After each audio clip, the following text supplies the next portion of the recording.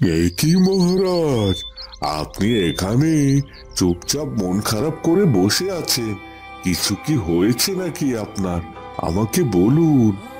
না না, আসলে বাবা মায়ের কথা বড্ড মনে পড়ছিল। আর শুধু তাই নয়, আমার সে কাছের মানুষটারও কথা যে আমার বড্ড মনে পড়ছিল। তাই আমি এখানে এভাবে বসে আছি আর কি। রাজকুমার, আমি আপনার মনের অবস্থাটা বুঝতে পারছি। আসলে অনেকটা দিন আপনি আপনার বাবা মায়ের কাছ থেকে অনেক দূরে রয়েছেন। তাছাড়া মহারাজ যে এখন কোথায় আছে সেটাও আমরা জানি না।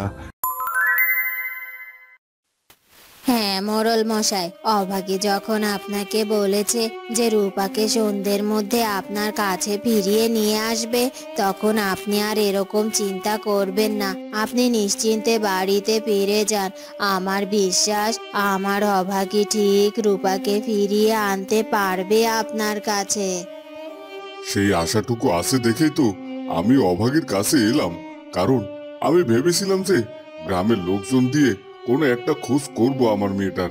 কিন্তু তারপর আমার হঠাৎ মনে হলো অভাগীর কথা। কেন জানি না, আমার মন বারবার বলছিল যে একমাত্র অভাগী পারবে আমার রূপাকে আমার কাছে ফিরিয়ে আনতে। আর তাই তো আমি এখানে এসেছি। হ্যাঁ মোড়ল কাকা, আপনি আমাকে আশীর্বাদ করুন, আমি আপনার ভরসার মান রক্ষা করতে পারি। এবার আপনি নিশ্চিন্তে বাড়িতে ফিরে যান। তবে শুনুন, কোনো রকম চিন্তা করবেন না, আমি রূপাকে ফিরিয়ে নিয়ে আপনার কাছে আসবই। ঠিক আছে মা, তাহলে আমি বাড়িতে যাই। আর হ্যাঁ, আমি কিন্তু অপেক্ষা করে থাকবো রে মা। তুই আমার রূপাকে আমার কাছে নিয়ে আসিস। এ কথা বলে মোড়ল মশাই অভাগীদের বাড়ি থেকে চলে যায়। ভালো মা, আমি আর দেরি করতে চাই না, তুমি আমাকে বিদায় দাও। আমি যে রূপা দিদিকে খুঁজে বের করতে চাই। হ্যাঁ মা, যা, তুই গিয়ে রূপাকে খুঁজে বের করে নিয়ে আয়। আর আমি তোকে আটকাবো না, আর তোর জন্য পথে বসেও থাকবো না। কারণ আমার বিশ্বাস তুই রূপাকে নিয়ে ঠিক ফিরে আসতে পারবি। আর তাছাড়া তুই তো একটি ভালো কাজের জন্যই রওনা দিচ্ছিস। এতে যে আমার কত গর্ব হচ্ছে সেটা তোকে বলে বুঝোতে পারবো না। যা মা যা, আমি তোকে আর বাধা দেব না। তাড়াতাড়ি বেরিয়ে পড় এবার। এরপর অভাগী তার ভালো মায়ের অনুমতি নিয়ে বেরিয়ে পড়ে রূপাকে খুঁজে বের করার উদ্দেশ্যে।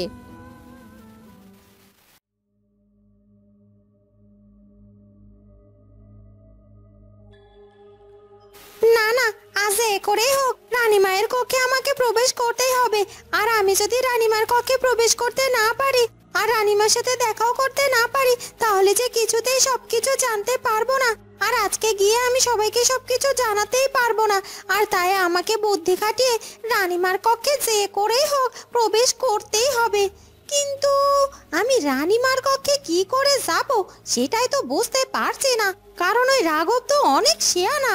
রানীমার কক্ষে সে কাউকে প্রবেশ করতে দিতে চায় না। সে শুধুমাত্র নিজে একাই রানীমার কক্ষে যাওয়া আসা করছে। এমনকি কোনো দাসী পর্যন্ত রানীমার ঘরে প্রবেশ নিষেধ। আর তাই এখন আমি কি করে যে রানীমার কক্ষে প্রবেশ করব সেটাই বুঝতে পারছি না। কিন্তু আমিও কোনোভাবে হার মানব না। যে করে হোক রানীমার কক্ষে আমাকে প্রবেশ করতেই হবে। আর তাছাড়া আমি খুব ভালো করেই জানি প্রহরীরা হয়তো বা রানীমার কক্ষ পাহারা দিচ্ছে।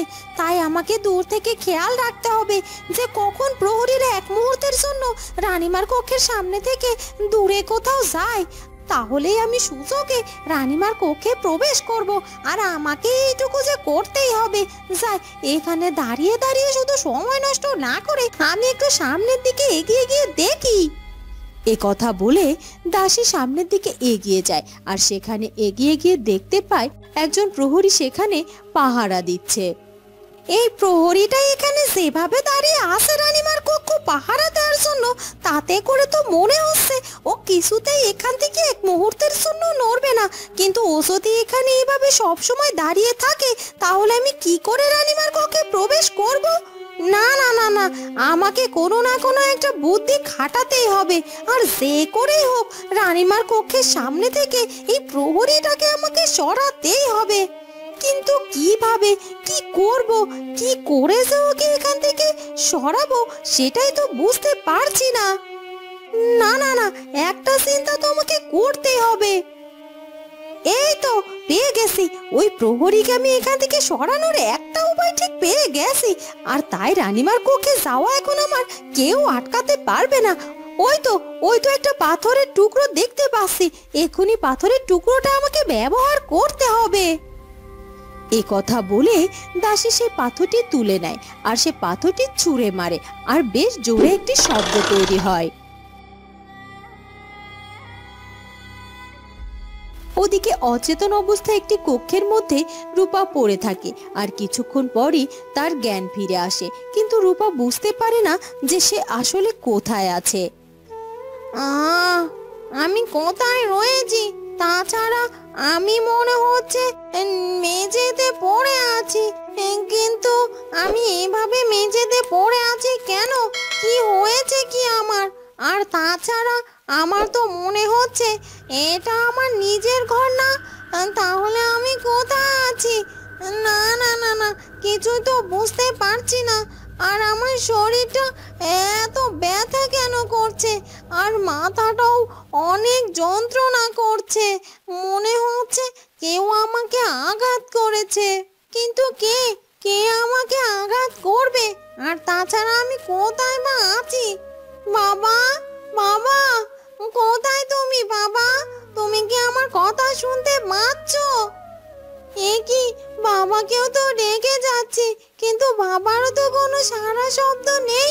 তাহলে নিশ্চয় আমি নিজের বাড়িতে নেই, আমি অন্য কোথাও রয়েছি। কিন্তু কোথায় আছি আমি জানি না, কিছুই তো বুঝতে পারছি না। না না না না, এভাবে এখানে চুপচাপ পড়ে না থেকে আমাকে কষ্ট করে হলেও উঠে দাঁড়াতে হবে আর দেখতে হবে যে আমি কোথায় আছি। এরপর রূপা কষ্ট করে হলেও উঠে দাঁড়ায় আর সে দাঁড়িয়েই দেখতে পায় যে সে একটি কক্ষের মধ্যে আটকা পড়ে আছে। আর তখন তার বুঝতে বাকি থাকে না যে সে একটি কক্ষের মধ্যে বন্দী হয়ে আছে। কি, এটা কি দেখছি? মনে হচ্ছে সত্যি সত্যি আমি কোনো কক্ষের মধ্যে বন্দী হয়ে আছি। তাই তো। আর তাছাড়া এই কক্ষটা তো আমার বেশ পরিচিত মনে হচ্ছে, এর আগে মনে হচ্ছে আমি এখানে এসেছি। হ্যাঁ হ্যাঁ, মনে পড়েছে, আর আমি চিনতেও পেরেছি।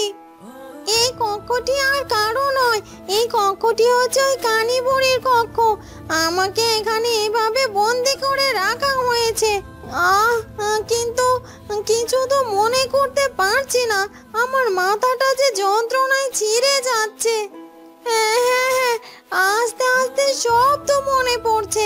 কানি বুড়ি তো তার দিদির সঙ্গে করে আমাকে আঘাত করেছে, আর আমি যখন আঘাত সহ্য করতে পারিনি তখন অজ্ঞান হয়ে পড়েছি।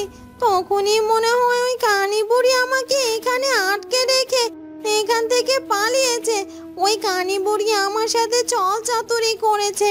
তবে এখান থেকে যে করেই হোক আমাকে বের হতেই হবে আর বাবার কাছে ফিরে যেতে হবে। আর বাবার কাছে গিয়ে সব কিছু খুলে বলতে হবে। বাবা নিশ্চয় তখন মাকেও উদ্ধার করবে। আর তাছাড়া আমার তো মনে হচ্ছে ওই কানি বুড়ির সাথে নিশ্চয় ওই অবাগীর কোনো না কোনো হাত আছে। তবে আমি একবার এখান থেকে বের হতে পারি, তারপর ওই কানি বুড়ি আর ওদের কাউকে আমি ছেড়ে দেব না। বেশ অনেকটা সময় হলো, আমার অবাগী বেরিয়ে গিয়েছে রূপাকে খুঁজে বের করার জন্য, কিন্তু আমার যে ওর জন্য বড্ড চিন্তা হচ্ছে, কিছুতেই নিজের মনকে মানাতে পারছি না। আমার কেন জানি না বারবার মনে হচ্ছে যখন তখন আমার অবাগী বড় কোনো বিপদ হয়ে যেতে পারে। হ্যাঁ হ্যাঁ, হতেই পারে, বিপদ তো আর বলে কয়ে আসে না। তবে এভাবে আমি অবাগীকে ছেড়ে নিশ্চিন্তে হাত পা গুটিয়ে বসেও থাকতে পারি না। আমি এক কাজ করি, আমি বরং আমার অবাগীর পিছু পিছু যাই, অন্তত মেয়েটাকে চোখে চোখে রাখতে পারবো। তবে এখন আমি একা যাব না, আমাকে আগে যেতে হবে নাগরানীর কাছে। নাগরানী আমার অবাগীকে অনেক বেশি সাহায্য করতে পারবে, তাই আমি আর দেরি করব না। আগে নাগরানীর কাছে গিয়ে তাকে সব কিছু খুলে বলবো। তারপর আমরা দুজনে একসাথে অবাগীর কাছে যাব, আর আমার অবাগী একা থাকবে না। হ্যাঁ, সেটাই করি আমি। এ কথা বলে সেই তোতা পাখিটি সেখান থেকে উড়ে চলে যায় নাগিনীর কাছে যাওয়ার জন্য। ওদিকে অভাগী রূপাকে অনেক খুঁজতে থাকে, কিন্তু কোথাও সে রূপাকে খুঁজে পায় না। সেই তখন থেকে আমি রূপাকে খুঁজে চলেছি, কিন্তু এখন পর্যন্ত তো রূপাকে কোথাও খুঁজে পেলাম না। কোথায় যে গেল মেয়েটা? তখন তো মেয়েটা এসে আমাকে দোষারোপ করে গেল। কেন করলো, কি জন্য করলো, কিছুই তো বুঝতে পারলাম না। তবে আমি এটা খুব ভালো করে বুঝতে পারছি যে রূপা নিশ্চয়ই কোনো না কোনো বিপদে পড়েছে, আর তাই হয়তো বা ও বাড়িতে ফিরতে পারছে না। আর আমার কেন জানি না এটাও মনে হচ্ছে যে আমি রূপাকে খুব তাড়াতাড়ি খুঁজেও পেয়ে যাব। কিন্তু এতটুকু সময়ের মধ্যে তো আমি অনেক জায়গায় রূপাকে খুঁজলাম, কিন্তু কোথাও তো ওর কোনো হদিশও পেলাম না। আমি এক কাজ করি, আমি বরং ওদিকটাতে একটু গিয়ে দেখি, কারণ ওদিকটাতে তো যাওয়াই হয়নি। ওদিকে গিয়ে রূপার খোঁজ করলে হয়তো বা আমি ওর খোঁজ পেলেও পেতে পারি। এরপর অভাগী আর একটুও দেরি না করে জঙ্গলের গহীনে এগিয়ে যেতে থাকে। ওদিকে বাড়িতে গিয়ে মোড়ল মশাই অপেক্ষা করতে থাকে। সবকিছু কেমন যেন ওলট পালট হয়ে গেল। সবকিছু তো স্বাভাবিকই চলছিল, কিন্তু কোন শনির দশা পড়লো আমাদের উপরে যে আমি আমার গিন্নিটাকে হারালাম, আর আমার মেয়েটাকেও খুঁজে পাচ্ছি না। আমার সংসারটা এভাবে ভেঙে তছনছ হয়ে যেতে চলছে। জানি না আমার গিন্নি কখনো ফিরে আসবে কিনা। তবে এটা আমি খুব ভালো করেই বুঝতে পারছি যে অভাগী ঠিকই আমার রূপাকে খুঁজে বের করে আমার কাছে নিয়ে আসবে। আর ও যেহেতু বলেছে ওর কথা রাখবেই, আমি যে কিছুতেই আমার মনটাকে স্থির করতে পারছি না। আমার কেন জানি না মনে হচ্ছে কোনো ঝড় আসতে চলেছে। জানি না কোন দিক থেকে সেই ঝড় আসবে। আমার সংসারটা যে এমনি ভেঙে গেছে, আর এই ঝড়ই বা আমার আবার কোনো ক্ষতি করতে পারে। হে বিধাতা, সামনে কি হতে চলেছে? আমি বাবা হয়ে তোমার কাছে দুহাত পেতে চাচ্ছি, অভাগী যেন আমার রূপাকে খুঁজে বের করে আমার কাছে ফিরিয়ে দিতে পারে। তুমি আমার মেয়েকে আমার কাছে ফিরিয়ে দাও বিধাতা, ফিরিয়ে দাও। এ কি, মনে হলো ওদিকটাতে কেউ কিছু একটা আঘাত করলো, কিন্তু ওদিকে তো কারো আসার কথা নয়। ওদিকে তো রানীমার কক্ষ। রাঘব বাবু তো আগে থেকেই সবাইকে নিষেধ করে দিয়েছে কেউ যেন এদিকে না আসে। যদি কেউ এদিকে না এসে থাকে তাহলে এমন শব্দ কে করবে? না না, ব্যাপারটা আমার মোটেও সুবিধার মনে হচ্ছে না। আমার মনে হচ্ছে নিশ্চয়ই কেউ এখানে এসেছে লুকিয়ে লুকিয়ে, ওদিকটাতে নজর রাখছে। আর রাঘব বাবু যদি জানতে পারে যে আমি এদিকে কাউকে প্রবেশ করতে দিয়েছি, তাহলে যে আমি বিপদে পড়ে যাব। কারণ রাঘব বাবু তো একেবারে আমার গর্দান নিয়ে নেবে। না না, আর দেরি করব না। যা করার আমাকে এক্ষুনি করতে হবে। আমাকে একটু ওদিকটাতে গিয়ে দেখতে হবে যে কে এখানে এসেছে। এ কথা বলে প্রহরীটি সেখান থেকে চলে যায়। বন্ধুরা, কি হতে চলেছে এরপর সেটা জানবো আমরা ঝিয়ের মেয়ের ভাগ্য গল্পের পরবর্তী পর্বে। আর আমাদের আজকের ভিডিওটি ভালো লাগলে অবশ্যই আমাদের চ্যানেলটিকে সাবস্ক্রাইব করে দিও। দেখা হবে পরবর্তী পর্বে। ধন্যবাদ।